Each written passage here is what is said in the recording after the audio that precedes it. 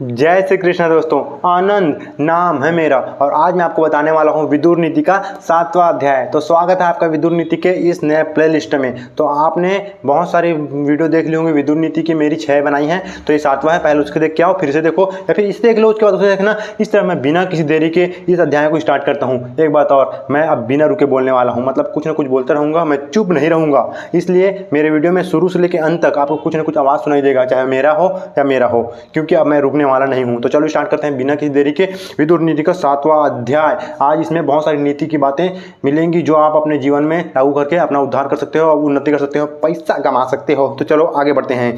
समय के विपरीत यदि बृहस्पति भी कुछ बोले तो उसका अपमान ही होगा, उनकी बुद्धि की भी अवज्ञा ही होगी। संसार में कोई मनुष्य दान देने से प्रिय होता है, दूसरा प्रिय वचन बोलने से प्रिय होता है और तीसरा मंत्र तथा औषधि के बल से प्रिय होता है।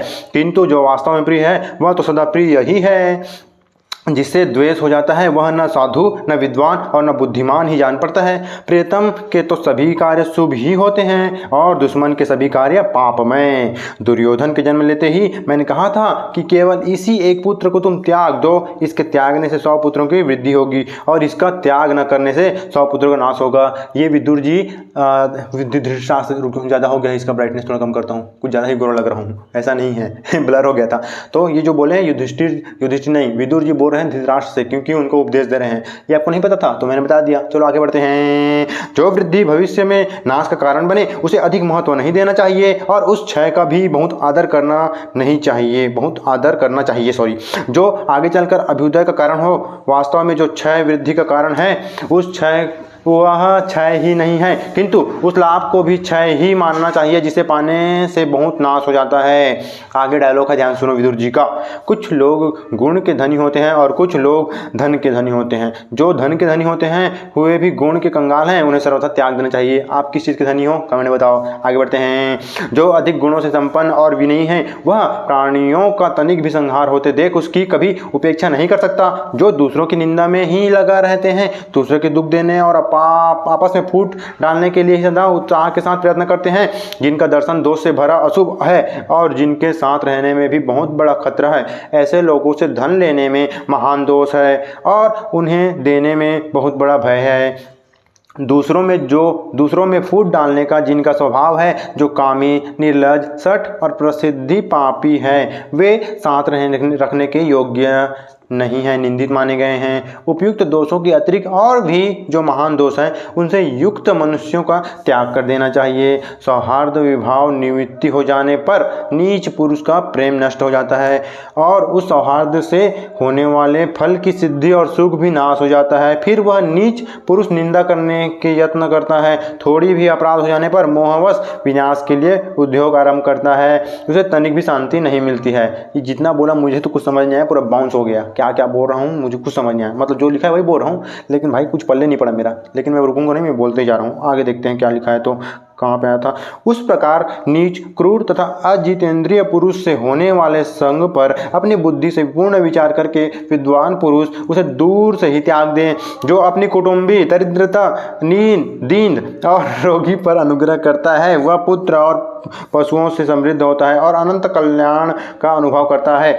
जो लोग अपने भले की इच्छा करते हैं उन्हें अपनी जाति भाइयों की उन्नति बनाना चाहिए, इसलिए आप भली भांति अपने कुल की वृद्धि करें। जो अपने कुटुंब जनों का सत्कार करता है वह कल्याण का भागी होता है। अब कुछ धीरे धीरे समझ में आ रहा है भाई, आराम से पढ़ता हूँ ताकि आपको भी समझ में आए ना। वैसे भी मैं तो बोलते हैं तुतला ऐसे जल्दी तो बोलता हूँ ना, दम तुतलाने जैसे हो जाता है, लेकिन अब मैं ऐसी गलती नहीं करता। चलो आगे बढ़ता हूँ, आराम से ध्यान से और सही से वाक्य को पढ़ना स्टार्ट करता हूँ। अपने कुटुंब के लोग गुणहीन हों तो भी उनकी रक्षा करनी चाहिए। फिर जो अपने कृपाभिलाषी एवं गुणवान है उनकी तो बात ही क्या। आप समर्थ हैं, वीर पांडवों पर कृपा कीजिए और उनकी जीविका के लिए कुछ गांव दे दीजिए। ये गांव मांग रहे थे ना, तब बोला था दुर्योधन कि सुई की नोक बराबर भी धरण नहीं दूंगा करके, तो वहीं से बता रहे हैं विदुर जी धृतराष्ट्र को कि अगर आप ऐसा नहीं करोगे तो पांडव आपको समूल नष्ट कर देंगे। तो चलो आगे बढ़ते हैं। ऐसा करने से आपको इस संसार में यश प्राप्त होगा। आप वृद्ध हैं, इसलिए आपको अपने पुत्रों पर शासन करना चाहिए। मुझे भी अपने आपके हित की ही बात करनी चाहिए। आप मुझे अपने हितैषी समझें।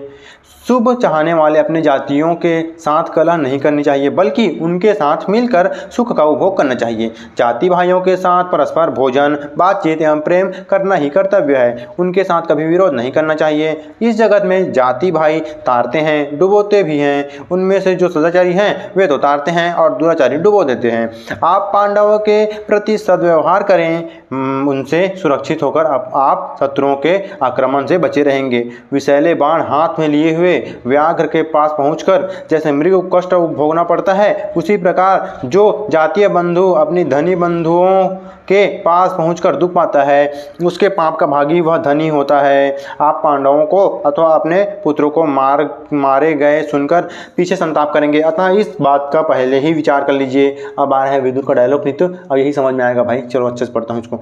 इस जीवन का कोई ठिकाना नहीं है। जिस कर्म के करने से अंत में खाट पर बैठकर पछताना पड़े, उसको पहले से ही नहीं करना चाहिए। ऐसे काम ना करो जिसको करने के बाद पछतावा हो, लेकिन मनुष्य ऐसे ही करता है भाई। लेकिन अब तो आपको विदुर नीति पता चल गई ना, तो आप ऐसा काम नहीं करना। और अगर हो भी जाए अनजाने में, लेकिन कोशिश इतना करना, एकदम 100% तो नहीं होगा, लेकिन 95 से 99% आप यही कोशिश करना कि आपके द्वारा ऐसे काम ना हो जिससे आपको बाद में पछताना पड़े, है ना। तो चलो आगे बढ़ते हैं। शुक्राचार्य के सिवा दूसरा कोई भी मनुष्य ऐसा नहीं है जो नीति का उल्लंघन नहीं करता। देखो मैं बोला था ना, हर कोई करता है। शुक्राचार्य जानते हो आप, दानवों के गुरु किसी भी हो भाई, दमदार रहना चाहिए। आगे बढ़ता हूँ। अतः जो बीत गया सो बीत गया।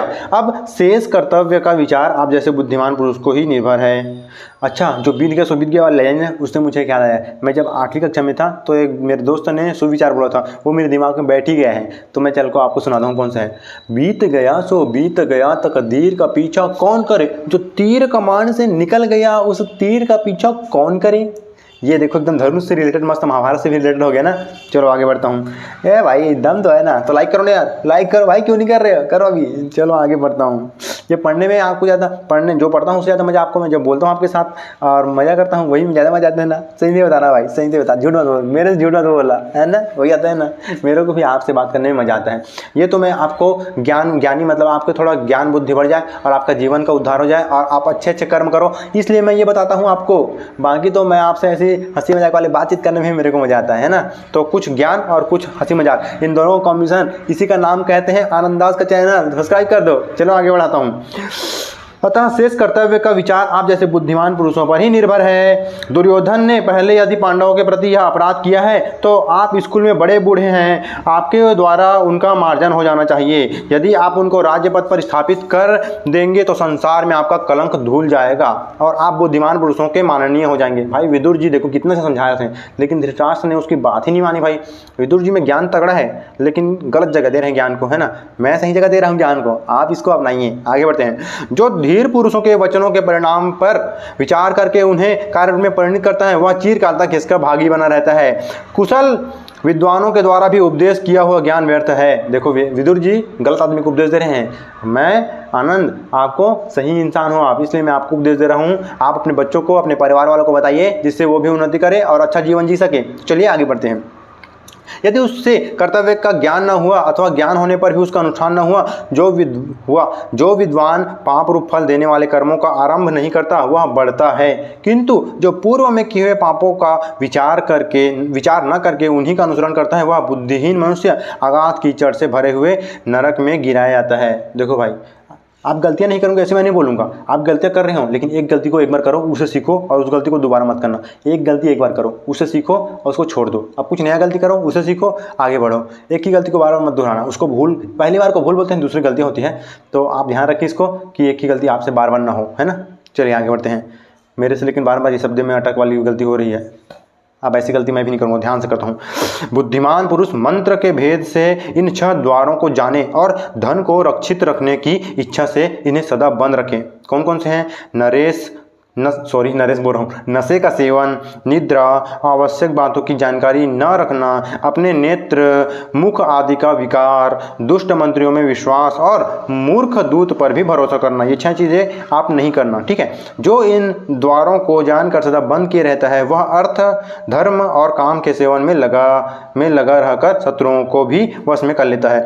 बृहस्पति के समान मनुष्य भी शास्त्र ज्ञान अथवा वृद्धों की सेवा किए बिना धर्म और अर्थ का धर्म और अर्थ का ज्ञान नहीं प्राप्त कर सकता। समुद्र में गिरी हुई वस्तु नष्ट हो जाती है, जो सुनता नहीं उसके कही हुई बात नष्ट हो जाती है। अजितेंद्रिय पुरुष का शस्त्र ज्ञान और राख में किया हुआ हवन भी नष्ट है। तो कौन किस में नष्ट हो जाता है, ये विदुर जी ने आपको बता दिया। अगर मेरा बोलना नष्ट हो गया तो ये वीडियो भी नष्ट हो गया समझो, लेकिन मुझे लगता है आप इसे नष्ट नहीं होने दीजिएगा। लाइक करो।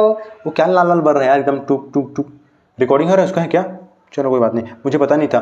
मतलब जहाँ पे दिख रहा है ना ऐसे टुक, जहाँ पे रिकॉर्डिंग रहा है कैमरा, उसके नीचे में ना लाल बत्ती एकदम टुपुक टुपुक टुपुक ऐसे आ रहा है जा रहा है। तो क्या चीज़ है, कुछ नोटिफिकेशन चालू है उसका है या फिर ये कैमरा स्टार्ट है उसका है? मैं पहली बार ध्यान दिया हूँ। चलो आगे बढ़ता हूँ। बुद्धिमान पुरुष बुद्धि से जांच कर अपने अनुभव से बारंबार उनकी योग्यता निश्चय करे, फिर दूसरों से सुनकर और स्वयं देखकर भली भांति विचार करके विद्वानों के साथ मित्रता करे। विनय भाव अपयस का नाश करता है, पराक्रम अनर्थ को दूर करता है, क्षमा सदा ही क्रोध का नाश करती है और सदाचार कुलक्षण का अंत करती है। तो हमेशा इन चीज़ों को अपने पास रखो, अपने अंदर संजो के रखो और अपने जीवन में उतारो। आगे बढ़ता हूँ।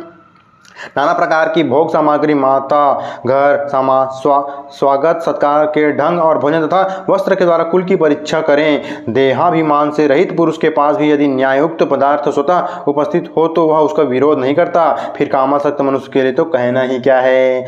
जो विद्वानों की सेवा में रहने वाला, वैद्य, धार्मिक, देखने में सुंदर, मित्रों से युक्त तथा मधुर भाषी हो, ऐसे सुहद्र की सर्वथा रक्षा करनी चाहिए। अधम कुल में उत्पन्न हुआ हो या उत्तम कुल में, जो मर्यादा का उल्लंघन नहीं करता, धर्म की अपेक्षा रखता है, कोमल स्वभाव वाला तथा सलज्ज है, वह सैकड़ों कुलीनों से बढ़कर है। जाति इंपॉर्टेंट नहीं है, विदुर जी बोल रहे हैं, है ना।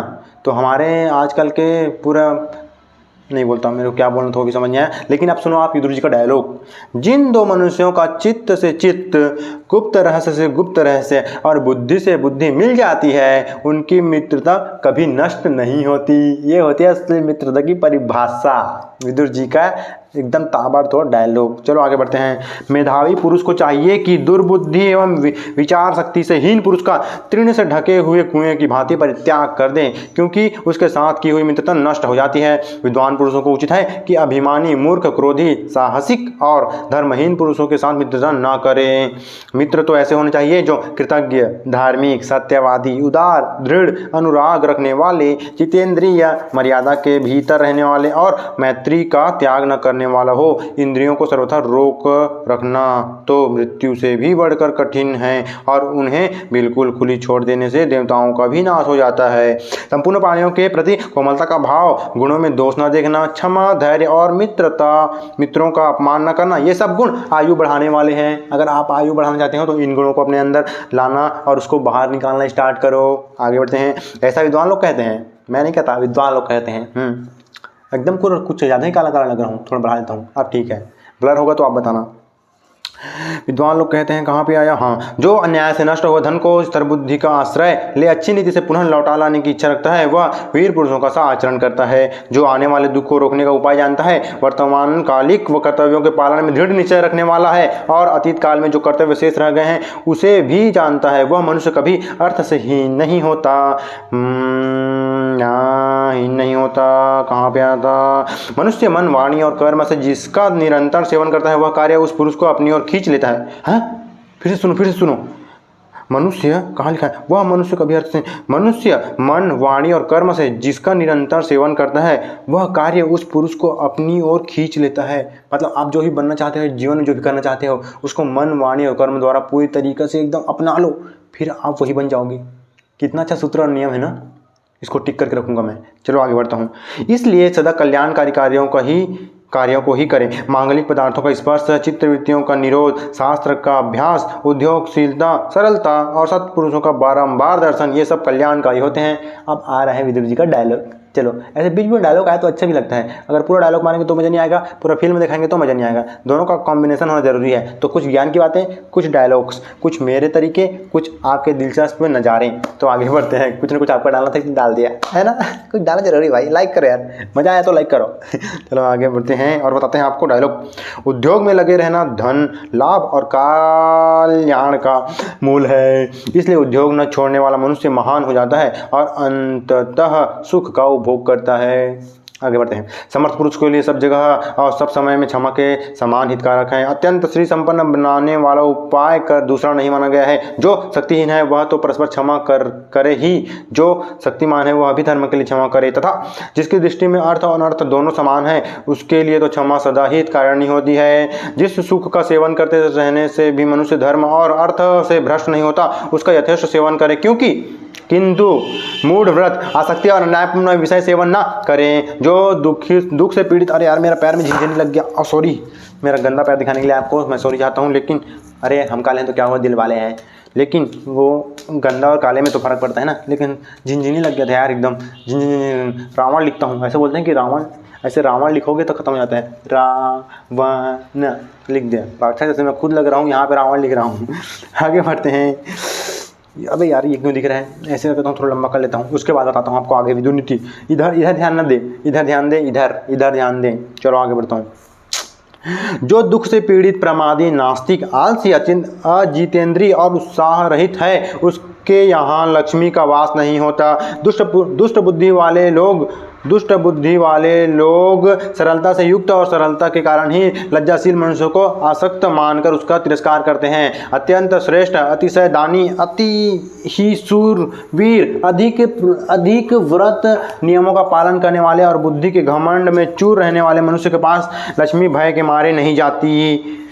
औच, झिनझिनी लग गया है। राजलक्ष्मी न तो अत्यंत गुणवान के पास रहती है और न ही बहुत निर्गुण के पास, या तो न तो बहुत से गुणों को चाहती है और न गुणहीनों के प्रति ही अनुराग रखती है। उत्तम गौ की भांति यह अंधी लक्ष्मी कहीं कहीं ही ठहरती है। डायलॉग सुनो, पीछे जो बात हुई उसको ध्यान से सुनो, बहुत खतरनाक बात हो गई है। चलो अब डायलॉग सुनो। वेदों का फल है अग्निहोत्र करना, शास्त्र अध्ययन का फल है सुशीलता और सदाचार, स्त्री का फल है रति सुख और पुत्र प्राप्ति, तथा धन का फल है दान और उपभोग। ये है विदुर नीति का डायलॉग। चलो आगे बढ़ते हैं। जो धर्म के द्वारा कमाए हुए धन से परलोक साधक यज्ञ आदि कर्म करता है वह मरने के पश्चात उसके फल को नहीं पाता, क्योंकि उसका धन बुरे रास्ते से आया होता है। घोर जंगल में, दुर्गम मार्ग में, कठिन आपत्ति में के समय, घबराहट में और प्रलय और प्रहार के लिए शस्त्र उठे रहने पर भी मनोबल संपन्न पुरुष को भय नहीं होता। आगे पढ़ लो आप, सॉरी सुन लो आप, होगा विदुर नीति का डायलॉग आगे सुनो आप। उद्योग, संयम, दक्षता, सावधानी, धैर्य, स्मृति, सोच विचार कर कार्य आरंभ करना, उन्हें उन्नति का मूल मंत्र समझना चाहिए। तपस्वियों का बल है तप, वेदवेत्ताओं का बल है वेद, असाधुओं का बल है हिंसा और गुणवानों का बल है क्षमा। जल, मूल, फल, दूध, घी, ब्राह्मण की इच्छा पूर्ति, गुरु का वचन और औषध, ये 8 व्रत के नाशक नहीं होते हैं। जो अपने प्रतिकूल जान पड़े उसे दूसरों के प्रति भी न करें। थोड़े में धर्म का ही स्वरूप है, इसके विपरीत जिसमें कामना के प्रवृत्ति होती है वह तो अधर्म है। अक्रोध से क्रोध को जीतें, असाधु को सद्व्यवहार से जीतें, वश में करें, कृपण को दान से जीतें और झूठ पर सत्य से विजय प्राप्त करें।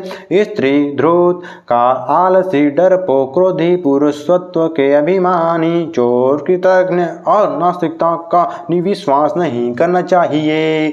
जो नित्य गुरु जन को प्रणाम करता है और वृद्ध पुरुषों को सेवा में लगा रहता है उसकी कीर्ति, आयु, यश, बल ये चारों बढ़ते हैं। जो धन का अत्यंत कलेश उठाने से, धर्म का उल्लंघन करने से अथवा शत्रु के समान सिर झुकाने से प्राप्त होता है उसमें आप मन न लगाइए। विद्याहीन पुरुष, संतानोत्पत्ति रहित स्त्री, प्रसंग आहार न पाने वाली प्रजा और बिना राजा के राष्ट्र के लिए हित के लिए शोक न करें। अधिक राह चलना देहधारू के लिए दुख रूप बुढ़ापा है, बराबर पानी गिरना पर्वतों के लिए बुढ़ापा है, संभोग से वंचित रहना स्त्रियों के लिए बुढ़ापा है और वन रूपी बाणों का आघात मन के लिए बुढ़ापा है। अभ्यास न करना वेदों का मल है, ब्राह्मणोचित नियमों का पालन न करना ब्राह्मण का मल है, बलहिक देश मतलब बलक बुखारा पृथ्वी का मल है, तथा झूठ बोलना पुरुष का अमल है, क्रीड़ा एवं हास परिहास उत्सुकता पवित्रता स्त्री का अमल है, और पति के बिना परदेश में रहना स्त्री का अमल है। सोने का अमल है चांदी, चांदी का अमल है रागा, रागे का अमल है शीशा, और शीशे का अमल है मल। सोकर नींद को जीतने का प्रयास करें, कामोपभोग के द्वारा स्त्री को जीतने की इच्छा न करें। लकड़ी डालकर आग को जीतने की आशा न रखें, और अधिक पीकर मदिरा पीने की आदत को जीतने का प्रयास न करें। जिसका मित्र धन दान के द्वारा वश में आ चुका है, शत्रु युद्ध में जीत लिए गए हैं, और स्त्रियां खान पान के द्वारा वशीभूत हो चुकी हैं, उसका जीवन सफल है। कैसा लगा गाना वाला अच्छा लग रहा है ना। चलो इसी को स्टार्ट करते हैं, और इसको अच्छा ये ख़त्म भी हो गया। चलो तो आज का विधु नीति इसी प्रकार ख़त्म हुआ। और आप बताइए, मैं जो सिंपल बोलता हूँ वो या गाना गा के एकदम तरीके के साथ बोलता हूँ वो वाला आपको विधु नीति अच्छा लगता है? कौन सा विधु नीति मैं आपको बोलूँ, आप ये कमेंट में बताओ। और आज के लिए बस इतना ही। इसी प्रकार के ज्ञान के बारे में देखने, सुनने, जानने और मेरे साथ जुड़े रहने के लिए सब्सक्राइब करें दोस्तों। बाय।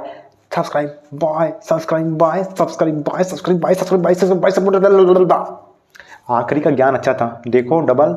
और इसको शेयर करो जिसको भी आप शेयर करना चाहते हो। बाल गिर रहा है क्या? नहीं गिर रहा है, लंबा है, दिख रहा है, गिर नहीं रहा है। सब्सक्राइब लास्ट टाइम तो आपको मज़ा भी आना चाहिए। बाय। भी करो सब्सक्राइब, लाल बटन को कुचक दो मतलब ना छत्तीसगढ़ी में बोलते हैं कुचक दो, उसको मतलब होता है टच कर दो। लाल वाले सब्सक्राइब बटन को टच कर दो। अभी जब तक आप सब्सक्राइब नहीं करोगे मैं नहीं जाने वाला हूँ, और जब तक ये वीडियो नहीं होगा तब आप सब्सक्राइब नहीं कर सकते, इसलिए मुझे जाना ही पड़ेगा। इसलिए मैं हार मानता हूँ और आप जीत गए, इसलिए सब्सक्राइब करो। बाय दोस्तों, अपना ख्याल रखें और सब्सक्राइब करें। अपना ख्याल रखें और सब्सक्राइब करें। प्लीज़ सब्सक्राइब करें और इससे अपना ख्याल रखें। आपका ख्याल हम रखेंगे, आप हमारा ख्याल रखिए। हम आपकी बुद्धि का ख्याल रखेंगे, आप हमारे सब्सक्राइब का ख्याल रखिए। सब्सक्राइबर, मेरे दोस्त, मेरे भाई, मेरे फैमिली, मेरे यार, कुछ भी करो लेकिन सब्सक्राइब करो यार। ये था गाना वाला। इसी प्रकार से मैं इंड करता हूँ। कैसे गाना की इंड करता हूँ, ठीक है? गाना गा के मेरे साथ जुड़े रहने की नहीं सॉरी कैसा इसी तरह की ज्ञान की बातें देखने, सुनने, जानने के लिए मेरे साथ जुड़े रहने के लिए। गलत हो गया, कल इसको बना के बोलूँगा। सब्सक्राइब करो। बाय बाय बाय बाय, बिना काटे बाय।